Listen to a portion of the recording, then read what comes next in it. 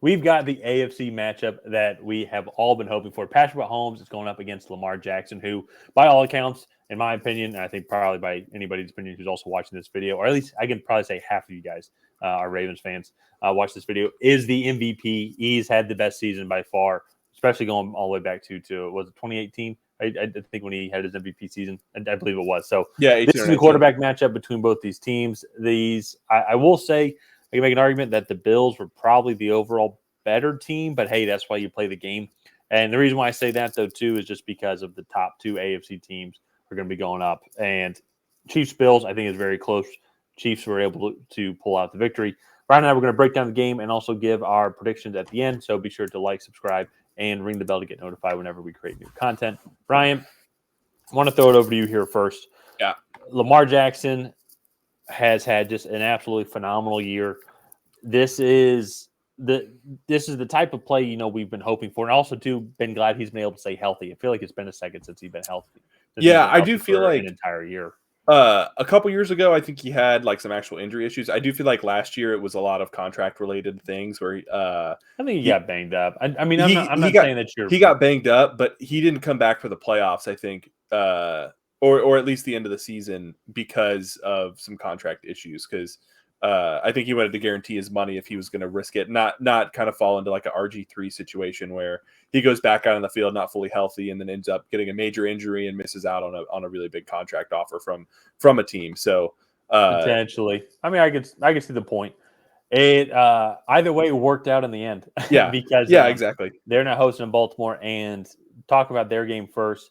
I watched the majority of the game, especially to the first half, but then they were just a point that this is where I think the game's probably going to play out, or could play out very similarly how the Texans game was. It was back and forth. Both defenses came out hot. Both offenses came out, and the Texans actually never really got anything going. Yeah, they actually didn't even score an offensive touchdown, unless I missed something late. But it was just that special teams punt return. But Baltimore defense shut them down. And I think Baltimore defense struggled a little bit because the Texans defense came out hot. But they're just able to grind them down. And that's just the style of play that they've been playing all year.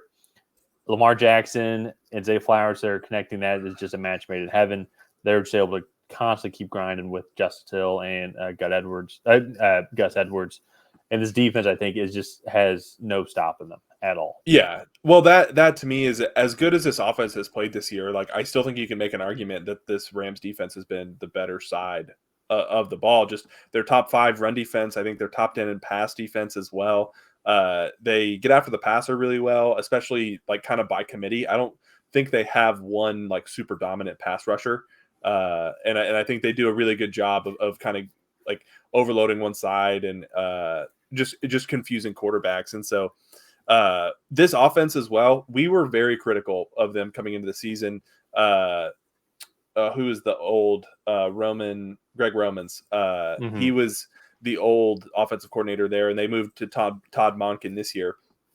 And they openly said, like, we want Lamar to come out and throw the ball more. Like, we want him to be in more traditional pass sets. And you and I were both very critical of that because when he was an MVP, they were kind of keeping the game simple for him and allowing him to use his best trait, which is his athleticism, to get out in space and then pick the best option, whether it was for him to run or for him to throw. And he wasn't having to make a lot of hard reads. And he hadn't really been doing that much up until this point. And it wasn't that we were like saying he can't do it. It was just, he hasn't done it yet. And this year, I think he's really proved that he is a high level passer in the NFL. Especially, this is also the best receiving group that he has. That was going to be my point. I think it makes it a lot easier. This is by far the addition of Zay Flowers absolutely has opened things up. And adding Odell there, it's crazy too. Looks like Mark Andrews is going to come back, but I think Isaiah likely fits into that system perfectly. Yeah, last week. So, and you still have Nelson Aguilar, Rashad Bateman as well, who are guys. Rashad Bateman's younger. Nelson Aguilar's turned into a journeyman, but he's got enough talent there where you still have to watch him. He even caught a touchdown as a 4th or 5th receiver. He's a good option. Oh yeah. Mm-hmm. And so, but the receiving core wise, this is the best option they've had. Yeah. Or that Lamar has had. I will say, though, they're going to be going up against a Chiefs defense who, yes, they struggled early against the Bills team, but that second half, they really shut them down and only let them, I think it was just to one touchdown in the second half, and that was in the third quarter. I think it was their first drive into the third quarter. I'll go and double check that. Yeah, it was their first drive in the third quarter. Then after that, then they held them scoreless. They 4 plays now, 3 and out. And then the missed field goal drive, which was only was that 16 plays. It looks like that was 16 plays. Yeah. So, and even then, too, on that 16 play drive, they only got the ball down to the 30 or something like that, taking up 16 plays. So they definitely made Buffalo work that entire second half, and I think that's what's going to be very interesting because I think if you kind of look at how Buffalo's offense has been throughout the second half of the year. Lamar Jackson is significantly more athletic than Josh Allen, but you have to watch Josh Allen scramble ability. I guess one of his best traits. He's super physical, doesn't mind taking a hit. They're just two different types of runners. Yeah. They have short, shifty receivers. They've turned into the ground and pound type team, something similar that the Ravens are able to do. The Chiefs are going to I think the Chiefs got a glimpse or a taste of what it's going to be like going up against the Ravens here, because I think that the offenses do play a little bit similarly. And maybe you can make the argument that the Bills' receiving room is a little bit better, so it might be a little bit easier to defend. That's a lot. It's a lot a bit better. Yeah, Sorry. No, that's fair. Because I'm not trying to make the point that it's like that like Stephon Diggs, Lewis Shakur, Dalton Kincaid, significantly like way better. Gabe Davis also way better than Zay Flowers, Odell Beckham Jr., Isaiah Likely, Mark Andrews, because I think it's much closer. Oh! I'm sorry. I thought you were comparing them to the Chiefs receivers. My apologies. No. Sorry, I'm making the comparison from the Bills offense to the Ravens offense. Yeah. I see. Sorry, I see. My bad. I just got confused in the analogy there. I think if you kind of break it down and take a step back, the offenses are kind of run similarly. There's definitely more QB designed run plays. But that being said, though, too, sometimes on some plays, it's like Josh Allen has 1 or 2 reads. Like, okay, I'm just going to, like, he knows the defense. If it's man, like, okay, I know I'm free. I'm just going to run. And it's kind of something similar with Lamar Jackson. I think it's going to be interesting. Both these teams, the 2 top leading sack defenses in the league. I think the Ravens have, let me go double check. I think it is 60. Chiefs have 57. And so, and to your point as well, going earlier, started about how there's not like a clear sack guy, like clear edge rusher guy. Justin Mudabuki has 13 sacks on the year. David Clowney has 9.5. Kyle Van Noy has 9. Adafe Owe has 5. Patrick Queen has 3.5. So, I mean, there's a good variety. And there's still other multi-sack guys that I haven't mentioned yet. So, it's just a bunch of depth there, a bunch of different guys that can come out. So, kind of leading over to Patrick Mahomes, what do you think Patrick Mahomes and the Chiefs have to do to have a shot? I mean, we have to see that Mahomes magic that we've seen before.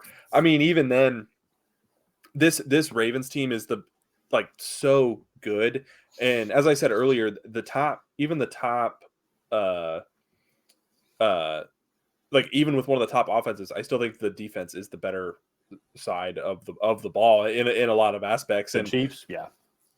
Oh no. For the Ravens, sorry. For the Ravens. Okay. I really think Mahomes in this offense, they have to come out and just make some ridiculous plays. And that's, to me, I mean, we're 9 minutes in, so I guess we can get into predictions here. But before we get into predictions, please be sure to like and subscribe. Colin and I have a goal of getting to 3,000 subscribers before the end of the NFL season. So if you could help us reach that goal, that'd be very much appreciated. All right. I'll continue my point now. With that, I just think the Chiefs, they're really going to have to make the contested plays and the marginal plays that are going to push them over the edge, I think. That they just haven't really made all year. They did make some of them against the Bills. However, I still think they made their fair share of mistakes. For example, like the Josh Allen fumble, not capitalizing on that, the fumble out the end zone. Like they can't have any of that. They need to take advantage of all the opportunities that they're given, because even as good as Josh Allen is at escaping the pocket and extending the plays, Lamar Jackson to me is a whole nother level of He's had some absurd ones. Like honestly, like just the one that just come to my mind because it was a primetime game, but like the Jacksonville Jaguars game, he should have gotten pummeled in that game. Yeah. And like 7, 8, 9 times, like he's just escaping these sacks. And you're looking at like ironically, Josh Allen, the other Josh Allen, the edge rusher for Jags. They're like, there's nothing I can do. Like the dude is dude is layered in Vaseline. I can't grab him. And even like I think you look at the Rams game to get that game into overtime. Like he extended a play for like over 11 seconds, which is like the average time to throw in the NFL is about 2.5, I think, if not less. And he's 1.9. Yeah, and he is holding the ball and scrambling for almost like a quarter of a minute. And so it's just insane to me. I am going to go with the Ravens here. I think they're just that. I don't want to say they're the much better team because I do think the Chiefs have good pieces, but all around, just the well-roundedness of this Ravens team and how efficient they are on the offensive side of the ball, I think they're really going to pose some threats for this Chiefs defense, especially one that I feel like has been hanging on by a thread all season. Yeah. So I have said multiple times that it is tough to bet against Patrick Mahomes in December and also in January as well. Also in February too. So include those months. So quarter of the year, it's hard to bet against him. And if I was a smart guy, I think I could potentially take a quick look and see like potentially call the upset here. But as I've said in recent videos, I'm pretty dumb. If you guys haven't checked out by now. And so all of our subscribers, you guys know, because I'm sure I mispronounced what's the guy's name? Justin's name. Justin Matabuike. That's how you pronounce it. So I apologize for mispronouncing your name earlier. I don't think it's Matabuike. I don't think it's Matabuki, as I said. But yeah. So I have determined, and I have clearly stated the case on how dumb I am. And so it just seems like the safe bet to go with the Ravens over, and just because they're one of the best defenses in the league, they have the MVP. They have been so dynamic offensively. They absolutely just shut down probably the most dynamic offense we've seen in the league, at least on the AFC side with the Houston Texans last week. Yeah, and turned them into nothing. They couldn't run the ball at all. CJ Stroud had essentially no time, could barely throw the ball. Only a couple like cute plays to Nico Collins that were like some chunk yardage, but it was all for nothing. I think it's going to be a similar game to what the Houston Texans game was like. I think it's going to be a grinded out. I could see it being 10-10 or 13-10 or something like that at halftime. 13-10 Ravens or Chiefs, doesn't really matter. But I just think that they are just going to just grind that Chiefs defense down. And at the same time, that Ravens defense, they're just able to just keep churning, keep bringing guys in, fresh legged all the time. And I think it's just going to be too much for Patrick Mahomes. I think it's going to end up being something like 34-20. And I think Lamar Jackson's going to lead a late game touchdown drive to put it out of reach. They're going to get the ball with 6 minutes left, 27-20. They're just going to go down and score. They're going to run they're going to run the ball for eight plays, 75 yards, and 4 minutes is going to come off the clock. And that sounds exactly how I had this game going. It reminds me a little bit of the Mahomes Super Bowl against Tampa, where you're going against a super balanced team. This offense has the ability to be lethal. Very different styles of offense, but like that game was within 2 scores until like the end of the third quarter when I think Brady and the Bucs scored 2 touchdowns to go up big. But even then, Mahomes was having to just make play after play after play to even keep the game that close. And I think that's just how this one is also going to end up playing out, especially with some of the offensive line struggles and drops issues that they've had. Like it's just going to be an interesting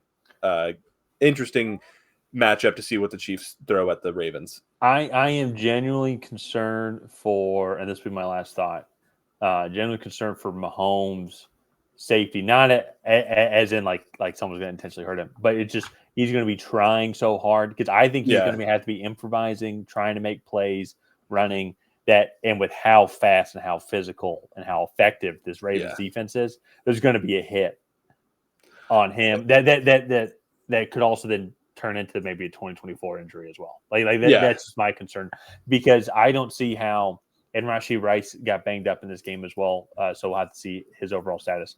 If he doesn't play, I think Travis Kelce is going to have a really tough matchup, especially they're just going to hone in on him a lot, especially Rashee Rice. Kyle Hamilton's had a fantastic year. I would love to see that matchup. Just one. Actually, that's a fair point. I think you put Kyle Hamilton on Travis Kelce, and there you go. Like I don't know if Kelce's going to have. I don't know if he has that elusiveness if he ever had it. Actually, to be fair, but I think Kyle Hamilton is going to be draped all over him. Yeah. So let's go ahead and wrap this one up here. If you guys have not already, please go ahead and like and subscribe. Leave a comment down below on who you think is going to come out ahead in this AFC Championship game in 2023, 2024 season. Let us know down below. And on that, we will see you guys next time.